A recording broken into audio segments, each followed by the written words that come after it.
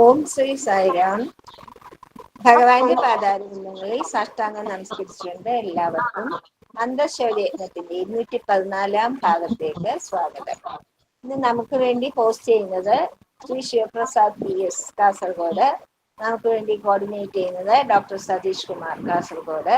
നമുക്ക് വേണ്ടി പറയുന്നത് വത്സല ഗോപാലകൃഷ്ണൻ, ശ്രീമതി വത്സല ഗോപാലകൃഷ്ണൻ മഞ്ചേരി. സായിരാം. മാഷേ പറഞ്ഞോളൂ. ഓങ്കാരം.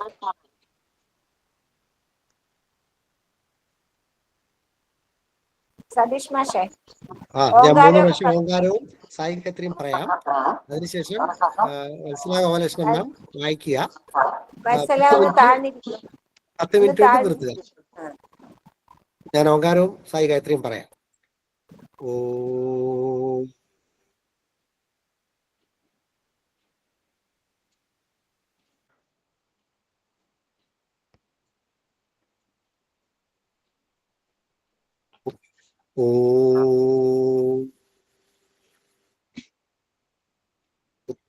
ഓം സായീശ്വരായ വിദ്മഹേ സത്യദേവായ ധീമഹി തന്നഃ സർവ പ്രചോദയാത്.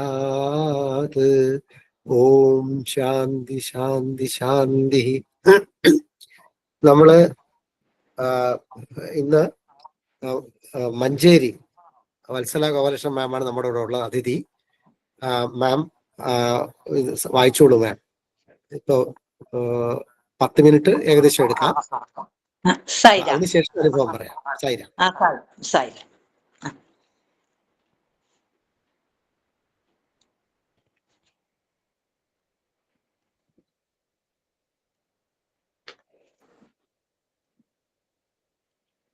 ഓം ശ്രീ സായിരാം. ഞാൻ ഇന്നിവിടെ വായിക്കാൻ പോകുന്നത് ശ്രീ സത്യസായി വാണി 6-ാം ഭാഗത്തിലെ സാലോക്യത്തിൽ നിന്ന് സായുജ്യത്തിലേക്ക്. ഇതാണ്: മാനവ സേവ ഈശ്വര സേവയേക്കാൾ അത്യന്താപേക്ഷിതമാണ്. വാസ്തവത്തിൽ മാനവ സേവ ഈശ്വര സേവയ്ക്ക് തുല്യം തന്നെ. അതാണ് യഥാർത്ഥ ഭക്തിമാർഗം. ഭഗവത് സന്താനങ്ങളെ പ്രീതിപ്പെടുത്തുന്നതിനുപരി ഭഗവത് പ്രീതിക്കായി മറ്റെന്ത് മഹത്തരമായ മാർഗമാണുള്ളത്? പുരുഷ സൂക്തം പുരുഷനെ അഥവാ ഈശ്വരനെ സഹസ്രശീർഷനായും സഹസ്രാക്ഷനായും സഹസ്രപാദനായും വർണ്ണിക്കുന്നു. അതായത് എല്ലാവരും ഈശ്വരൻ തന്നെ എന്നർത്ഥം. 1000 ശിരസ്സുകൾ ഉണ്ടെങ്കിലും 1000 ഹൃദയങ്ങൾ ഉണ്ടെന്ന് പറയുന്നില്ല. ഒരേ ഒരു ഹൃദയമേ ഉള്ളൂ. ശിരസ്സുകളിലും നേത്രങ്ങളിലും കാലുകളിലും എല്ലാ അവയവങ്ങളിലും കൂടി പ്രവഹിക്കുന്നത് ഒരേ ഒരു രക്തം തന്നെയാണ്. നിങ്ങൾ ഒരു അവയവത്തെ പരിചരിക്കുമ്പോൾ ആ വ്യക്തിയെയാണ് പരിചരിക്കുന്നത്. അതുപോലെ മാനവ സേവ ചെയ്യുമ്പോൾ ഈശ്വര സേവ തന്നെയാണ് ചെയ്യുന്നത്. ശിവരാത്രി മഹോത്സവത്തിന് ആയിരക്കണക്കിന് ഭക്തന്മാർ പ്രശാന്തി നിലയത്തിൽ വന്നു ചേർന്നിരിക്കുന്നു. പല ഗൃഹങ്ങളിലും അതിഥികളും ബന്ധുക്കളും സ്വാഗതം ചെയ്യപ്പെടുന്നത് അവരുടെ താമസം അല്പകാലം മാത്രമായിരിക്കും എന്നറിഞ്ഞതിന് ശേഷമാണ്. പക്ഷെ ഇവിടെ നിങ്ങൾ എത്ര തവണ വന്നാലും എത്ര ദീർഘകാലം താമസിച്ചാലും നിങ്ങൾക്ക് ലഭ്യമാകുന്ന ആനന്ദം ക്ഷയിക്കുകയേയില്ല. ഈ ബന്ധം ഭൗതികമല്ല, ആത്മീയമാണ്. ഈ ആത്മീയ ആനന്ദത്തിന് ക്ഷയമോ മാറ്റമോ ഇല്ല. നിങ്ങളുടെ ലക്ഷ്യം ഈശ്വര സേവ അഥവാ ഈശ്വര ആരാധനയാകുമ്പോൾ അതിലേക്കുള്ള ഓരോ പടിയും ആനന്ദ സ്രോതസ്സാണ്. ഓരോ നിമിഷവും വില പിടിച്ച അവസരമാണ്. ഇവിടെയുള്ള ഭജനയിലും സങ്കീർത്തനത്തിലും നിങ്ങൾ പങ്കെടുക്കുമ്പോൾ ഇവ മാത്രമാണ് ഒരു ഭക്തന് വേണ്ടതെന്ന് നിങ്ങൾ വിചാരിച്ചേക്കാം. അല്ല, ഇവ അന്ധകരണ ശുദ്ധീകരണ പ്രക്രിയകൾ മാത്രമാണ്. നിങ്ങളുടെ ഉന്നമനത്തിനും സമയം ഉപയോഗപ്രദമാക്കുവാനുമുള്ള കർമ്മങ്ങളാണിവ. അവ ശരീരത്തോടും ഭൗതിക സുഖങ്ങളോടുമുള്ള വൈരാഗ്യത്തെ വളർത്തിയെടുക്കുന്നു. ഈ മനസ്ഥിതി ശീലിച്ചെടുക്കുമ്പോൾ പ്രോത്സാഹിപ്പിക്കപ്പെട്ട് ത്യാഗത്തിലുള്ള ആനന്ദം ആസ്വദിച്ചറിയുവാൻ കഴിയുന്നതിനാലാണ് നിങ്ങൾ ഇവിടെ സന്തുഷ്ടരായിരിക്കുന്നത്. ഇനി ഭഗവത് ബന്ധത്തിലെ ദിശകൾ. സ്തുതിയും നിന്ദയും 2 വശങ്ങൾ മാത്രമാണ്. സിനിമയിൽ കാണുന്ന അഗ്നിപർവ്വതത്തിന്റെ പൊട്ടിത്തെറിക്കലോ പർവ്വത ആകാരം പോലെയുള്ള തിരമാലകൾ നിറഞ്ഞ സംക്ഷുബ്ധ സാഗരമോ സിനിമയുടെ തിരശീലയെ ബാധിക്കുന്നില്ലല്ലോ. അത് കത്തുകയോ നനയുകയോ ചെയ്യുന്നില്ല. ഒരു നഗരത്തിലെ തെരുവുകളിൽ 2 തരം പൈപ്പുകൾ ഉണ്ട്. ഒന്ന് കുടിവെള്ളം തരുന്നതും മറ്റേത് മാലിന്യവാഹിനിയും. മനുഷ്യ ശരീരത്തിലും ശുദ്ധരക്തത്തിനും മലിനരക്തത്തിനും പ്രത്യേകം രക്തവാഹിനികളുണ്ട്. ഉപവാസത്തിന്റെ ഉദ്ദേശമാണ് അടുത്തത് ഭഗവാൻ പറയുന്നത്. നിങ്ങളിൽ പലരും, പ്രത്യേകിച്ച് സ്ത്രീകൾ, ഉപവാസം അനുഷ്ഠിക്കുന്നതായി എനിക്കറിയാം. ഉപവാസത്തിന് ഒരു യഥാർത്ഥ സാരമുണ്ട്. അതവർ മനസ്സിലാക്കിയിട്ടില്ല. അവർ തിങ്കളാഴ്ച ഉപവാസം അനുഷ്ഠിക്കുന്നു, കാരണം അത് ശിവദിനമാണ്. ചൊവ്വാഴ്ച ലക്ഷ്മിക്ക് പുണ്യദിനമായതിനാൽ ഉപവസിക്കുന്നു. ബുധനാഴ്ച മറ്റൊരു ദൈവത്തിനും വ്യാഴാഴ്ച എനിക്കും വേണ്ടിയും വെള്ളിയാഴ്ച വീണ്ടും ലക്ഷ്മിക്ക് വേണ്ടിയും ശനിയാഴ്ച ശനിപ്രീതിക്ക് വേണ്ടിയും ഞായറാഴ്ച സൂര്യനു വേണ്ടിയും ഉപവസിക്കുന്നു. പക്ഷെ ആ തെറ്റിദ്ധരിച്ചവർ അമിതമായ ഉപവാസാനുഷ്ഠാനത്തിലൂടെ അവരുടെ ആരോഗ്യവും ക്ഷേമവും നശിപ്പിക്കുകയാണ്. ജാരണവൃത്തിയുടെ പുനഃശുദ്ധീകരണത്തെ സഹായിക്കുന്നതിനായി ഉപവാസം നിർദ്ദേശിക്കപ്പെടാറുണ്ട്. അത് ജാരണത്തിന് ആവശ്യം വേണ്ട വിശ്രമവും കൊടുക്കുന്നു. മാത്രമല്ല, ഉപവാസ വേളയിൽ നിങ്ങൾക്ക് വിശപ്പിന്റെ ബോധം ഉണ്ടാകുവാനേ പാടില്ല. ഇത് ഉറപ്പുവരുത്തുവാൻ കഴിയുമോ? ആഹാരത്തെക്കുറിച്ചുള്ള ചിന്ത തീരെ ഉണ്ടാകാതെ ഈശ്വര ധ്യാന നിരതരായിരിക്കുവാൻ കഴിയണം. ആഹാര ചിന്തകൾ നിങ്ങളെ അലട്ടുകയാണെങ്കിൽ, വിശപ്പിന്റെ യാതനകൾ നിങ്ങളെ വിഷമിപ്പിക്കുകയാണെങ്കിൽ ആഹാരം കഴിച്ച ശേഷം സാധന ആരംഭിക്കുകയാണ് കൂടുതൽ നല്ലത്. ഉപവാസം എന്ന പദം ഉപവാസ വ്രതത്തെയാണ് സൂചിപ്പിക്കുന്നത്. ഈശ്വര സാമീപ്യത്തിൽ വസിക്കുക എന്നാണ് അതിനർത്ഥം.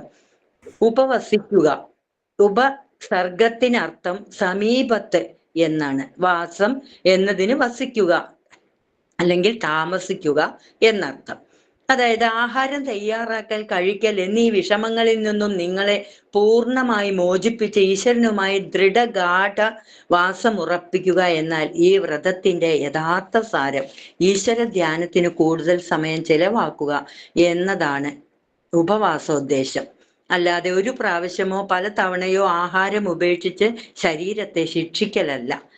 വ്രതോപവാസങ്ങളെയും മറ്റു ചില കഠിന സാധനകളെയും ആധ്യാത്മിക ബലത്തെ പുഷ്ടിപ്പെടുത്തുന്ന സാധനകളായിട്ടാണ്, ശരീരബലത്തെ ക്ഷീണിപ്പിക്കുന്നവയായിട്ടല്ല കാണേണ്ടത്. അവ വേരുകൾക്ക് ചുറ്റും കുഴിച്ച് ചെടിയെ വേഗത്തിൽ വളരുവാൻ സഹായിക്കുന്നു. അവ ദുർദമ ശാഖകളെ വെട്ടിമുറിച്ച് വൃക്ഷത്തെ ഉയരത്തിലും ക്ലിപ്തമായും വളർത്തിയെടുക്കുന്നു. ഈശ്വരനാണ് ഉത്തമ കർത്തവ്യത്തിനാണ് ഈ ശരീരം എന്ന് ഭഗവാൻ പറയുന്നു. ഈശ്വരനാണ് ശരീരം നൽകിയിട്ടുള്ളത്. അതുകൊണ്ട് ഓരോ അവയവവും ഇന്ദ്രിയവും സാദര ശ്രദ്ധ അർഹിക്കുന്നു. ഇവയെല്ലാം ഈശ്വര മഹിമയ്ക്ക് വേണ്ടി ഉപയോഗപ്രദമാക്കണം. ഈശ്വരന്റെ അത്ഭുത ലീലാകഥ ശ്രവണാവസര മാത്രയിൽ ചെവി പ്രമുദിതമാകണം. ഈശ്വരനെ കീർത്തിക്കുമ്പോഴാണ് നാവ് ഉത്സാഹഭരിതമാകേണ്ടത്. അല്ലാത്ത നാവ് തവളയുടെ നാവ് പോലെ കർണ കഠോരമായ ശബ്ദങ്ങൾ ഉയർത്തുന്നവയായി മാറും. അന്തർലീനനായ ഈശ്വരനെ സാക്ഷാത്കരിക്കുക എന്ന മഹത് കർത്തവ്യത്തിനു വേണ്ടി നൽകപ്പെട്ടതാണ് മനുഷ്യ ശരീരം. നന്നായി ഓടുന്ന അവസ്ഥയിൽ പൂർണ്ണമായി സജ്ജീകരിക്കപ്പെട്ട നിങ്ങളുടെ കാറിനെ ഗാരേജിൽ സൂക്ഷിക്കുകയോ ആണോ പതിവ്? ഒരു കാറിന്റെ പ്രാഥമിക ആവശ്യം യാത്ര ചെയ്യുവാനാണ്. അതിൽ കയറി യാത്ര ചെയ്യുക, എന്നാൽ മാത്രമേ അത് പ്രയോജനപ്രദമാകൂ. അതുപോലെ തന്നെ ശരീരവും വേണ്ട വിധം ഉപയോഗിക്കുക, പുറപ്പെടുക, ലക്ഷ്യത്തിലേക്ക് നീങ്ങുക. ശരീരത്തിന്റെ കഴിവുകളെ, ഇന്ദ്രിയങ്ങളെ, ബുദ്ധിയെയും മനസ്സിനെയും എല്ലാം ലക്ഷ്യപ്രാപ്തിക്ക് വേണ്ടി ഉപയോഗപ്രദമാക്കി നീങ്ങിക്കൊണ്ടേയിരിക്കുക. സായിരാം. സായിരാം വത്സല മാം, ഇനി അനുഭവം പങ്കുവയ്ക്കാം. 15 മിനിറ്റിലധികം എടുക്കല്ലേ? സായിരാം. സായിരാം.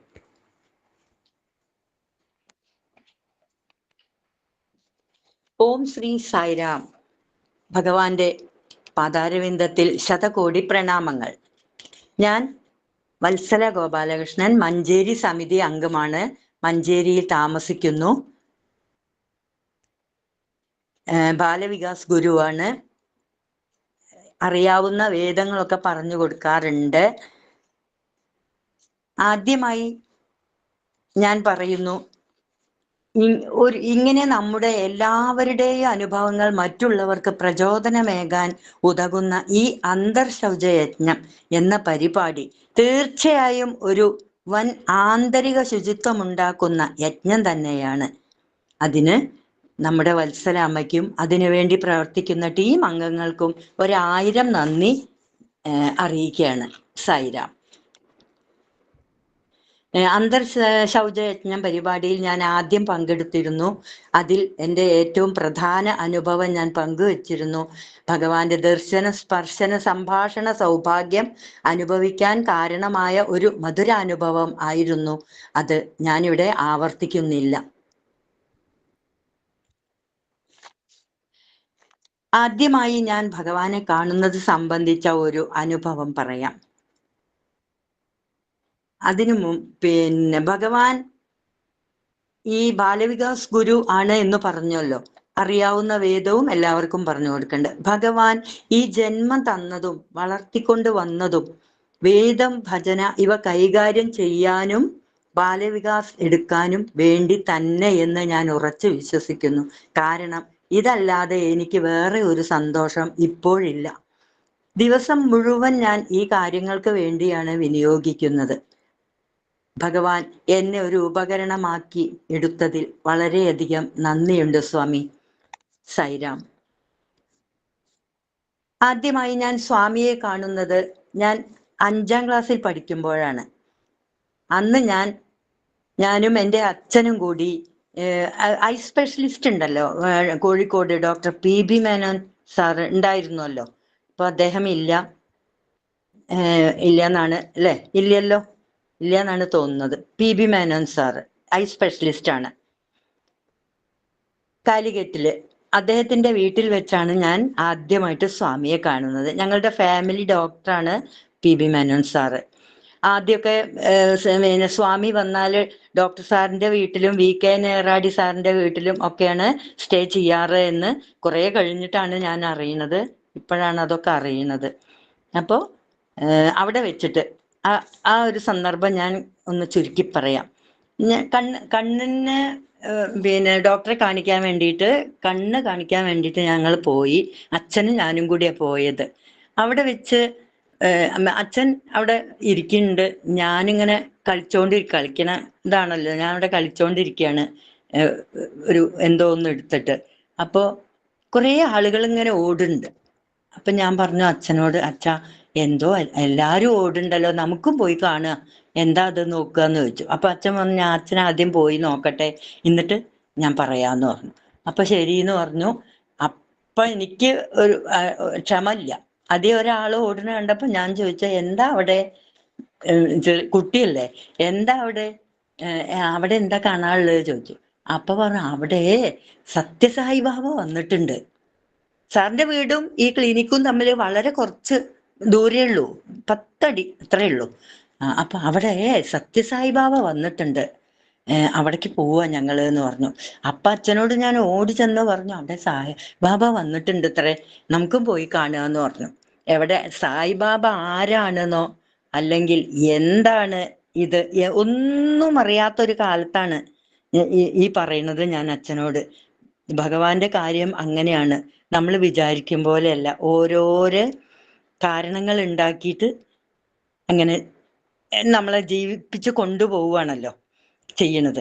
അപ്പൊ അച്ഛനോട് കൂടി ഞാനും പോയി സ്വാമിയെ നന്നായി ദർശനം തന്നു. സ്വാമി അവരുടെ പോർട്ടിക്കോയില്, ഒഴിഞ്ഞ പോർട്ടിക്കോ ആണ്, അവിടെ വന്ന് നിന്നിട്ട് ഉടുപ്പ് മെറൂൺ, ഡാർക്ക് മെറൂൺ ഉടുപ്പില്ലേ, അതാണ് ഇട്ടിരുന്നത്. ഡാർക്ക് മെറൂൺ ഉടുപ്പ്. ഇപ്പൊ അത് അങ്ങനെ ഇട്ടിട്ട് അത് ആദ്യമായിട്ട് കാണുകയാണ് ഞാൻ. 2 കൈയും ഇങ്ങനെ ഉയർത്തിയിട്ട് ഞങ്ങളെ അനുഗ്രഹിച്ചു. അപ്പുറത്ത് കയറൊക്കെ കെട്ടിയിട്ടുണ്ട്. അവിടെ സ്ത്രീകൾക്കും ഇവിടെ പുരുഷന്മാർക്കും അങ്ങനെ ഉണ്ട്. പക്ഷെ അതിന് മാത്രം ആളുകളൊന്നുമില്ല. വീട്ടിലായതുകൊണ്ടാവും, ആരും അറിയാത്തതുകൊണ്ടാവും. അപ്പോ കണ്ടു, ദർശനം തന്നു. പ്രത്യേകിച്ചൊന്നും തോന്നിയില്ല. കാരണം അറിയില്ലല്ലോ എന്താണ് ആരാണ് ഒന്നും അറിയില്ലല്ലോ, അങ്ങനത്തെ ഒരു കാലത്താണല്ലോ. അപ്പൊ ഈ ദർശനം എനിക്ക് ജീവിതത്തിന്റെ ഒരു നാന്ദിയാണെന്ന് ഞാൻ ഇപ്പൊ മനസ്സിലാക്കുകയാണ്. ഭഗവാനോടുള്ള ആ അടുപ്പത്തിനുള്ള ഒരു നാന്ദിയായിട്ടാണ് ഞാൻ കണക്കാക്കുന്നത്. അത് വളരെ സന്തോഷത്തോടു കൂടി ഞാൻ ഇപ്പോഴും ആലോചിക്കാറുണ്ട്. പക്ഷെ ആ ഒരു ദർശനം എനിക്ക് എത്രയോ കൊല്ലങ്ങൾ കഴിഞ്ഞിട്ടാണ് പിന്നെ മനസ്സിൽ വന്നത്. അതെന്തൊരു അത്ഭുതമാണെന്ന് ഞാൻ എപ്പോഴും വിചാരിക്കും. ഒരു മാത്ര പോലും എനിക്ക് ആ ഓർമ്മകൾ പിന്നെ വന്നിട്ടില്ല. ഞാനതിന് പ്രാപ്തമല്ല എന്ന് വിചാരിച്ചിട്ടാവും ഭഗവാൻ അത് തരാത്തത്. അത് അങ്ങനെ പോയി. പിന്നെ 1997 നവംബർ 14 ഞങ്ങള് വീട് വെച്ച് മഞ്ചേരി തന്നെ വീട് വെച്ചിട്ട്, സ്വന്തം വീട്, അതുവരെ ക്വാർട്ടേഴ്സിലായിരുന്നു. എൻ്റെ ഹസ്ബൻഡ് പോലീസ് സബ് ഇൻസ്പെക്ടർ ആയിട്ട് സർവീസിൽ തുടരുന്ന കാലാണ്. നവംബർ 14 ഞങ്ങൾ താമസിച്ചത്. വീട്ടിൽ താമസിച്ച ആ കൊല്ലം തന്നെ ഞാന് ക്വാർട്ടേഴ്സിലായിരുന്ന അന്ന് എത്രയോ അടുത്താണ് സമിതി, ഒന്നും പോവാൻ കഴിഞ്ഞില്ല. പുതിയ വീട്ടിൽ താമസിച്ചിട്ട് പിന്നെ ആ കൊല്ലം തന്നെ പോയി തുടങ്ങി. അപ്പോൾ സമിതി ഞങ്ങളുടെ ക്വാർട്ടേഴ്സിനടുത്താണെങ്കിലും ഞങ്ങൾക്ക് പോവാൻ കഴിഞ്ഞില്ല. അതൊരു എന്തോ കാരണമാണത്. എല്ലാറ്റിനും ഭഗവാൻ അനുവദിക്കുന്ന ഒരു സമയമുണ്ടല്ലോ അല്ലെ. ഞങ്ങളുടെ വീടിനടുത്ത് പിന്നെ കുറെ ആൾക്കാരുണ്ട്, പക്ഷെ അവരൊന്നും സമിതിയിൽ വരുന്നവരല്ല. കുറച്ച് വിട്ട് ഒരു ദമ്പതികൾ താമസിച്ചിരുന്നു, സുമതി ടീച്ചറും അവരുടെ ഹസ്ബൻഡും. അവരെന്നെ എന്നും സമിതിയിലേക്ക് പോവാ, നമുക്ക് ഞങ്ങൾ വരുന്നുണ്ടോ ചോദിക്കും. അങ്ങനെ ഞാൻ ഭർത്താവിന്റെ അനുവാദത്തോടു കൂടി സമിതിയിൽ അവരുടെ കൂടെ പോയി തുടങ്ങി. ഒരു ദിവസം ടീച്ചർ പറഞ്ഞു, ഓരോ അനുഭവങ്ങളാട്ടോ, ചെറിയ അനുഭവങ്ങളാണ്, അത് ഞാൻ വേഗം പറയാണ്, സമയം പരിമിതി മൂലം. പിന്നെ അപ്പൊ ടീച്ചർ പറഞ്ഞു, പിന്നെ വത്സല, പിന്നെ കുറെ ബുക്കുകളുണ്ട് സമിതിയിലും ഒക്കെ, അതൊക്കെ വായിച്ചോളൂ, ബുക്കുകളൊക്കെ ഉണ്ട്, വായിച്ചോളൂ എന്ന്. അപ്പൊ ഞാൻ ടീച്ചറോട് പറഞ്ഞു, എനിക്ക് ഒരു ബുക്കും അറിയില്ല ടീച്ചർ, എൻ്റെ കയ്യിലൊന്നുമില്ല. അപ്പൊ ടീച്ചർ പറഞ്ഞു, ഞാനൊരു ബുക്ക് തരാം എന്ന് പറഞ്ഞിട്ട് ടീച്ചർ പിറ്റേത്തെ വ്യാഴാഴ്ച വരുമ്പോ ഒരു ബുക്ക് കൊണ്ടുവന്നു. അത് എന്തായിരുന്നു വെച്ചാല് ബാലവികാസ് സെക്കൻഡ് ഗ്രൂപ്പിന്റെ ബുക്കാ ആയിരുന്നു. ടീച്ചർക്ക് തരാൻ തോന്നിയത് ബാലവികാസ് സെക്കൻഡ് ഗ്രൂപ്പിന്റെ ബുക്കായിരുന്നു. നോക്കണം സ്വാമിയുടെ ഒരു അഡ്ജസ്റ്റ്മെന്റ്. ഇപ്പൊ എനിക്ക് അതിന് സമയമായി എന്ന് തോന്നുന്നു വിചാരിച്ചിട്ടാണ് അത് തന്നത്. അതുവരെ ഞാൻ ഇങ്ങനെ ഒരു കാര്യം ഉണ്ടെന്നേ അറിയില്ല എനിക്ക്, സമിതിയിൽ പോയിട്ടും. അങ്ങനെ 2000 മുതൽക്ക് 2000 ആണ്ട് തൊട്ട് ഞാൻ ബാലവികാസ് ഗുരു ആയി. അപ്പോൾ എൻ്റെ ജീവിതത്തിലേക്കുള്ള ഒരു കാൽവെപ്പായിട്ടാണ് ഞാൻ അതെനിക്ക് തോന്നുന്നത്. ഇപ്പോൾ സ്വാമിയെ പറ്റി അറിയാൻ തുടങ്ങിയപ്പോൾ അവിടുന്ന് തുടങ്ങി എൻ്റെ ബാലവികാസ് പഠനം. ഞാൻ പഠിക്കണമല്ലോ ആദ്യം, എന്നാലല്ലേ കുട്ടികൾക്ക് പറഞ്ഞു കൊടുക്കാൻ പറ്റുള്ളൂ. ആ ബുക്ക് ഒരു നിധി പോലെ തന്നെ ഞാൻ ഇന്നും ഭഗവത് അനുഗ്രഹത്തോടെ പഠിപ്പിക്കാൻ എടുക്കും. പക്ഷെ അത് പുതുക്കിയിട്ട് പല പഠിക്കുന്ന ബുക്കുകളൊക്കെ മാറിയിട്ടുണ്ട്. എന്നാലും ഞാനത് പിന്നെ ഞാൻ പഠിപ്പിക്കുന്ന സ്ഥലത്ത് തന്നെ വെച്ചിട്ടുണ്ട് ആ ബുക്ക്. പിന്നെ ഏതൊരു കാര്യം നടക്കുന്നതിനും അതിന് മുമ്പേ ഒരു കാരണം ഉണ്ടാവും. അതാണ് ഭഗവാൻ പറഞ്ഞിട്ടുണ്ടല്ലോ, അത് ഏത് കാര്യവും പെട്ടെന്ന് നടക്കുന്നതല്ല, ഒന്നും പെട്ടെന്നല്ല. സ്വാമിയുടെ ടൈം ടേബിൾ പ്രകാരം എല്ലാം നടക്കും. അത് ഓരോ സമയത്താവും നടക്കുക, ഭഗവാൻ ഉദ്ദേശിച്ച സമയത്ത്. പിന്നീട് വേദപഠനം ഉണ്ടായിരുന്നു. വേദപഠനവും വേദപോഷണവും ഈ ദൗത്യം ഭഗവാൻ നമുക്ക് അനുഗ്രഹിച്ച് നൽകിയില്ലേ. നമുക്കൊന്നും ഒരു വാക്ക് പോലും ഉച്ചരിക്കാൻ അറിയില്ലായിരുന്നല്ലോ വേദം. ഇത് ഭഗവാന്റെ ഒരു അനുഗ്രഹം തന്നെയല്ലേ. ഭഗവാന്റെ അപാര കരുണയുടെ ഫലമായി നാം ഇന്ന് എല്ലാവരും വേദം പഠിക്കുന്നു അല്ലേ. ഞാൻ ഇന്ന് വേദം പഠനവും പാഠനവും നടത്തുന്നു. നമുക്ക് വേദം പഠിപ്പിക്കാൻ ചൊല്ലാനോ സമൂഹത്തിൽ ഒരു അനുമതി ഇല്ലായിരുന്നു. ഞാനിപ്പോഴും ആലോചിക്കും, ഞങ്ങളുടെ അടുത്തുള്ള അമ്പലത്തില് ഇപ്പൊ ഒരു 5-8 കൊല്ലം മുമ്പ് വേദമൊക്കെ നമ്മൾ പഠിക്കാൻ തുടങ്ങിയ മുതൽക്ക് ഞാൻ അവിടെ വേദബുക്കും കൊണ്ട്, എൻ്റെ കൂടെ ഒരു വയസ്സായ ടീച്ചറും ഉണ്ടായിരുന്നു. ആ ടീച്ചറും കൂടി പോയി, കയ്യിൽ ബുക്ക് വെച്ചു എന്നേ ഉള്ളൂ, തുറന്ന് വായിച്ചിട്ടൊന്നുമില്ല. രുദ്രം അവിടെ ഏകാദശ രുദ്രം നടക്കുക. അപ്പോ ഞങ്ങളിങ്ങനെ നോക്കിയിരുന്നു. അപ്പോഴേക്ക് അവിടുത്തെ എംബ്രാന്തിരി വന്നിട്ട് പറഞ്ഞു, വായിക്കാൻ പാടില്ല കേട്ടോ, നിങ്ങളൊന്നും വായിക്കാൻ പാടില്ല. പറഞ്ഞു. അപ്പൊ ഞങ്ങൾ വായിക്കല്ല, ഞങ്ങളിത് കേൾക്കാണ്, ബുക്ക് കയ്യിലുണ്ടെന്നേ ഉള്ളൂ എന്ന് പറഞ്ഞിട്ട് ഞങ്ങൾ വേഗം അത് മാറ്റി. അങ്ങനത്തെ സമൂഹത്തിലാണ് നമ്മൾ ഇന്ന് ജീവിക്കുന്നത്. അപ്പോ നമുക്ക് ഭഗവാൻ കനിഞ്ഞ് അനുഗ്രഹിച്ച് തന്ന ഒരു പിന്നെ ഒരു അനുഗ്രഹം തന്നെയാണിത്. അങ്ങനെ 2022 എനിക്ക് പുട്ടപർത്തിയില് സ്വാമിയുടെ ദിവ്യ സന്നിധിയില് വേദം ചൊല്ലാനായിട്ട് സെലക്ഷൻ കിട്ടി. അപ്പോഴേക്ക് രുദ്രമൊക്കെ പഠിച്ചു. അത് എൻ്റെ ജീവിതത്തിലെ ഒരു പ്രധാന അനുഭവമായിരുന്നു. ഭയങ്കര സന്തോഷമായിരുന്നു എനിക്കത്. അത് ഞാൻ ഇങ്ങനെ സ്വാമി എന്നെ അനുഗ്രഹിച്ചുല്ലോ എന്ന് ഇങ്ങനെ വിചാരിച്ചു. അത് ചൊല്ലി അങ്ങനെ ആ കൊല്ലം അങ്ങനെ കഴിഞ്ഞു. 2023 എൻ്റെ പേരക്കുട്ടിയും ഞാനും സെലക്ട് ആയി വേദം ചൊല്ലാൻ. ഓണത്തിനാട്ടം. അവൾ ഇന്ന് 8ാം ക്ലാസ്സിൽ പഠിക്കുകയാണ്. നാമം ചൊല്ലുമ്പോ വളരെ ചെറുപ്പത്തിൽ തന്നെ എൻ്റെ മടിയിൽ ഇരുന്ന് നാമം ചൊല്ലുമായിരുന്നു അവള്. പിന്നെ വളരെയധികം സന്തോഷമുണ്ട് ഞങ്ങൾക്ക് അവിടെ ഓണത്തിന് പോയിട്ട് ചെല്ലാൻ. 23-4 കൊല്ലായിപ്പോ അങ്ങനെ ചൊല്ലണു. പിന്നെ ഭഗവാന്റെ ആ വേദം ചൊല്ലാനുള്ള അവസരം ഞങ്ങള് കുടുംബസമേതം ഉപയോഗപ്രദമാക്കുകയാണ്. അങ്ങനെ എല്ലാവരും വരും, എല്ലാവരും കൂടി ഞങ്ങൾ ഓണത്തിന് പോവാന്ന് അതിൽ വലിയ സന്തോഷമുണ്ട് ഓണത്തിന് വേദം ചൊല്ലാനായിട്ട് പോകുന്നതില്. ഇനി എനിക്ക് ഞങ്ങളുടെ വീട്ടിൽ നേരം വത്സല ഒരു മിനിറ്റ്. എന്നാ ഓണത്തിന് ഭഗവാന് ആരതി എടുക്കാൻ പറ്റിയല്ലോ, അതും കൂടെ പറയും. ആരതി എടുക്കാൻ പറ്റി. ഒരു പ്രാവശ്യം ഞാന് ആരതി എടുക്കാൻ പറ്റി എനിക്ക്. അപ്പൊ അതും ഒരു ചെറിയ അനുഭവം തന്നെയാണ്. ഞാൻ അങ്ങനെ ഇരിക്കുന്നുണ്ട് അവിടെ. ആരതി എടുക്കാനൊന്നും അല്ല ഞാനവിടെ അങ്ങനെ ഇരിക്കുക ചൊല്ലി കഴിഞ്ഞിട്ട്. അപ്പോ രശ്മിത ഉണ്ടല്ലോ നമ്മളെ, ആ രശ്മിത പറഞ്ഞു, പിന്നെ ചേച്ചിയല്ലേ ആരതി എടുക്കാൻ, വരൂ ഞാൻ പറഞ്ഞുതരാം. അയ്യോ ഞാൻ ആരതി എടുക്കാനൊന്നും ഇല്ലല്ലോ, പറഞ്ഞിട്ടില്ലല്ലോ പറഞ്ഞു. അല്ല ചേച്ചിയാണ് എന്ന് പറഞ്ഞു. അപ്പൊ അതെയോ, അപ്പളാ ഞാൻ അറിയണ്, അയ്യോ ആരതി എടുക്കാൻ എന്നെ സെലക്ട് ചെയ്ത് ഭഗവാൻ എന്നെ സെലക്ട് ചെയ്തോ ഈശ്വര, ഞാൻ ഇതിനു മാത്രമൊക്കെ നല്ല എന്താ ചെയ്ത്. അപ്പൊ ഞാൻ ആലോചിക്കും ചെയ്തു അവിടെ ഇരുന്നിട്ട്. ആരതി എടുത്തു. എന്നിട്ട് ആരതി എടുത്തു. പുരുഷോത്തമൻ സാറിന്റെ ഭാര്യ ഞാനും കൂടിയാണ് ആരതി എടുത്ത് തോന്നുന്നുണ്ട്. അതെ, അങ്ങനെ ഞങ്ങൾ രണ്ടുപേരും കൂടിയാണ് ആരതി ഇട്ട്. വേറെ 2 ആള് താലത്തില് ദീപം വെച്ചിട്ടുള്ള. അങ്ങനെ അതും ഒരു നല്ലൊരു ഇതായിരുന്നു. ഞാൻ സമയമില്ല വിചാരിച്ചിട്ട് അതൊന്നും പറയാൻ നിൽക്കാത്തത്.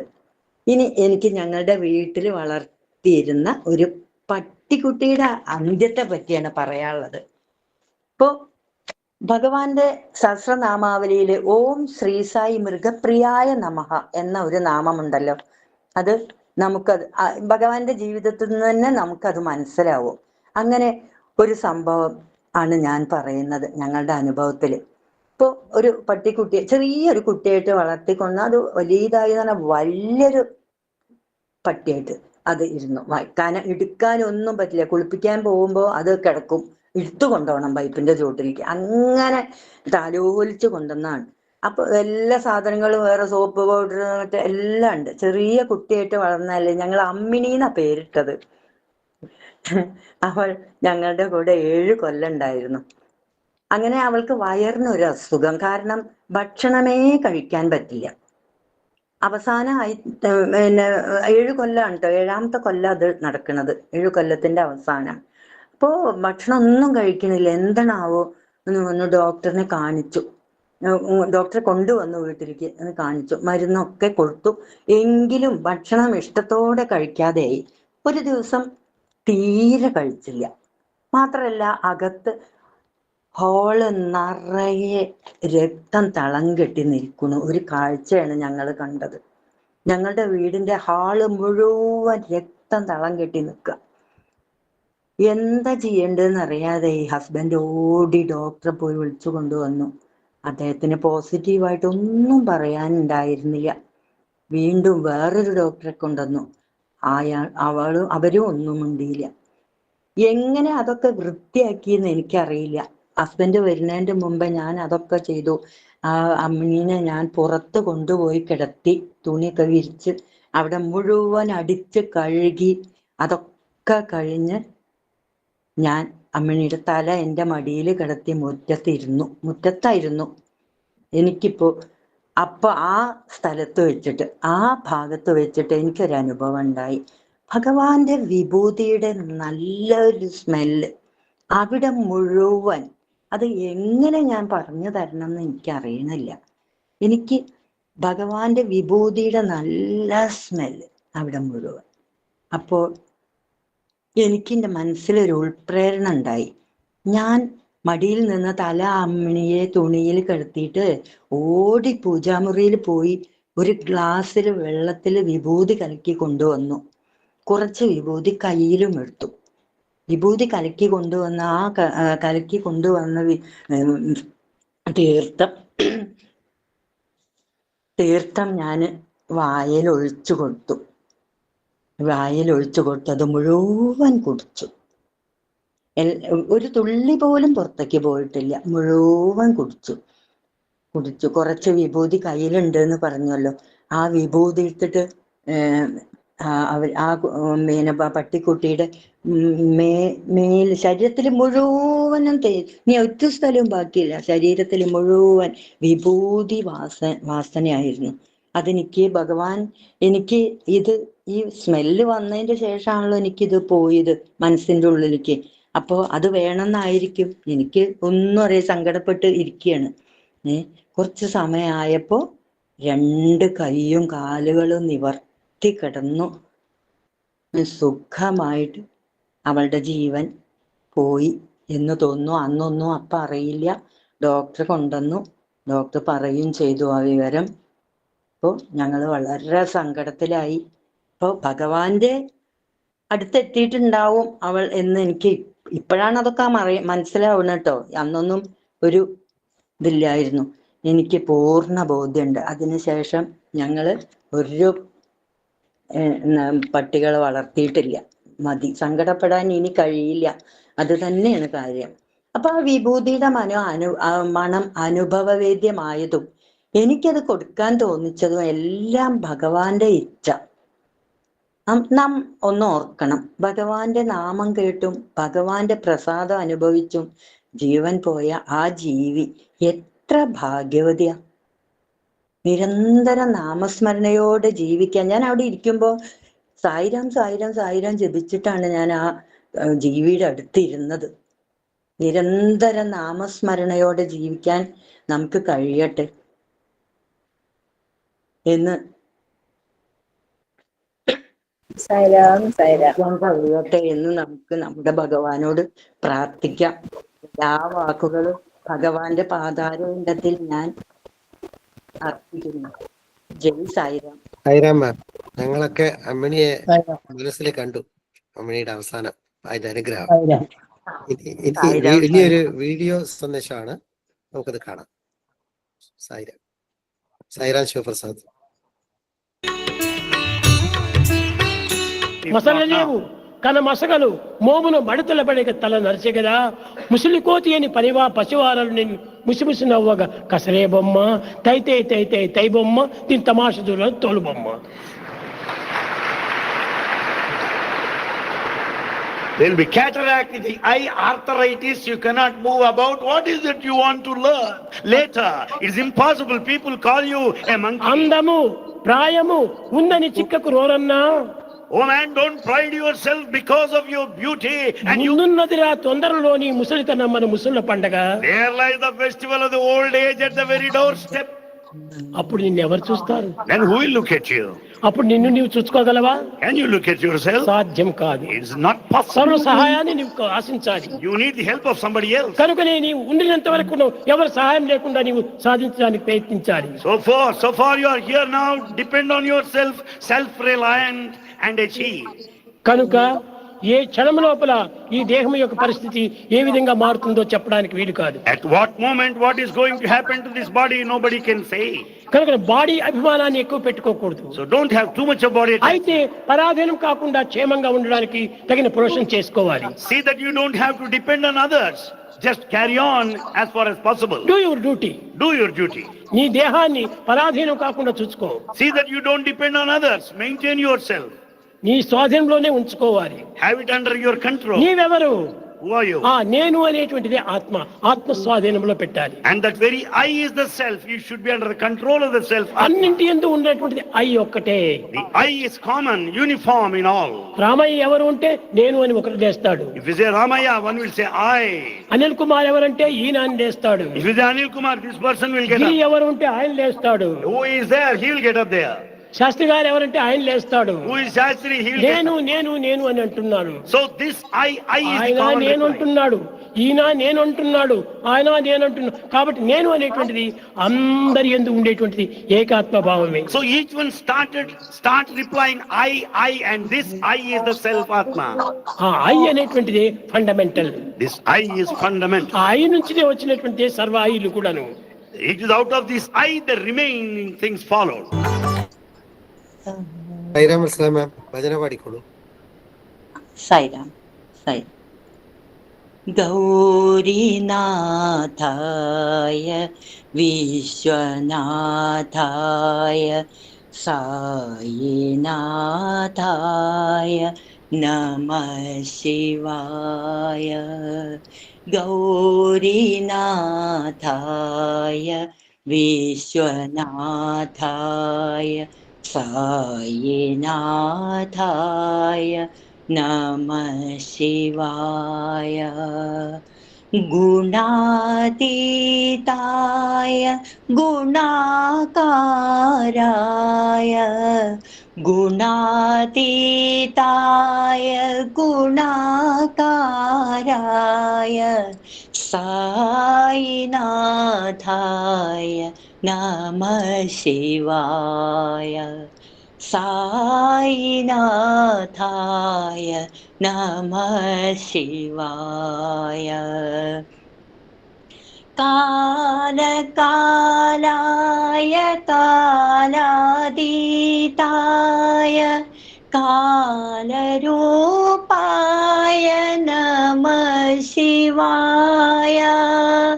కాలకాలాయ కాలాతీతాయ కాలరూపాయ నమః శివాయ. కాలరూపాయ నమః శివాయ. ప్రేమరూపాయ పతివాసాయ సాయినాథాయ నమః శివాయ. ప్రేమరూపాయ పతివాసాయ సాయినాథాయ నమః శివాయ. గౌరీనాథాయ విశ్వనాథాయ సాయినాథాయ నమః శివాయ. గుణాతీతాయ గుణాకారాయ సాయినాథాయ నమః శివాయ. కాలకాలాయ కాలాతీతాయ కాలరూపాయ నమః శివాయ. కాలరూపాయ నమః శివాయ. ప్రేమరూపాయ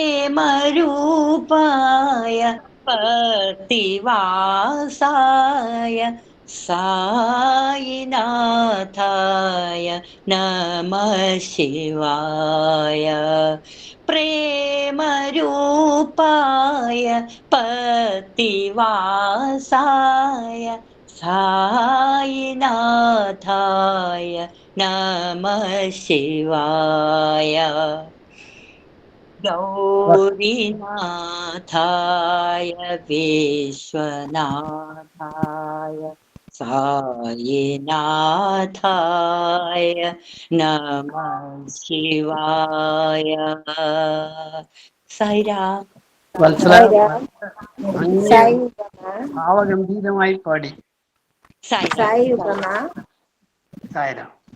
സ്വപ്നത്തിൽ നിങ്ങൾ അനുഭവിച്ച ആനന്ദം ഉണരുമ്പോൾ അപ്രത്യക്ഷമാകുന്നത് പോലെ നിങ്ങൾ ഉണർന്നിരിക്കുമ്പോൾ അനുഭവിക്കുന്ന സന്തോഷങ്ങളെല്ലാം ജ്ഞാനമാകുന്ന ഉയർന്ന അവബോധത്തിലേക്ക് ഉണരുമ്പോൾ അപ്രത്യക്ഷമാകും. ലഭിച്ചിരിക്കുന്ന ഈ നിമിഷത്തെ പ്രയോജനപ്പെടുത്തുക. എന്തെന്നാൽ എല്ലാവരും ഒരേ ഈശ്വരനാണെന്ന അവബോധമാണ് ഏറ്റവും ഉത്തമമായ അറിവ്. ഒരു കത്ത് എവിടേക്ക് അയക്കുന്നുവെന്നോ എവിടെ നിന്നും അയക്കുന്നുവെന്നോ ഉള്ള മേൽവിലാസം എഴുതാതെ തപാൽ പെട്ടി നിക്ഷേപിച്ചാൽ അത് ഒരിടത്തും പോകാതെ അവിടെ തന്നെ കിടക്കുന്നു. ആ കത്ത് എഴുതിയത് നിഷ്പ്രയോജനമാകുന്നു. അതുപോലെ നിങ്ങൾ എവിടെ നിന്നും വന്നുവെന്നും എവിടേക്കാണ് പോകേണ്ടതെന്നും അറിയാതെ ഈ ലോകത്ത് ജീവിച്ചാൽ നിങ്ങളുടെ ജന്മം തന്നെ നിഷ്പ്രയോജനമാകുന്നു. കത്ത് ഡെഡ് ലെറ്റർ ഓഫീസിൽ പോയി കിടക്കുന്നത് പോലെ ജീവി ജനന മരണ ചക്രത്തിൽപ്പെട്ട് തന്റെ അസ്തിത്വം അറിയാതെ ജീവിക്കുന്നു. ജയ് സായിരാം. സായിരാം മാം, വളരെ നല്ല വായന, നല്ല അനുഭവം, നല്ല ഭജന, എല്ലാവർക്കും വളരെ ഇഷ്ടപ്പെട്ടു. സായിരാം. നമുക്ക് ശാന്തിമന്ത്രം പറയാം. ശാന്തിമന്ത്രം പറയാം. ഓ സമസ്തലോക സുഖിനോ ഭവന്തു, സമസ്തലോക സുഖിനോ ഭവന്തു, സമസ്തലോക സുഖിനോ ഭവന്തു. ഓം ശാന്തി ശാന്തി ശാന്തി. ജയ് സായിരാം.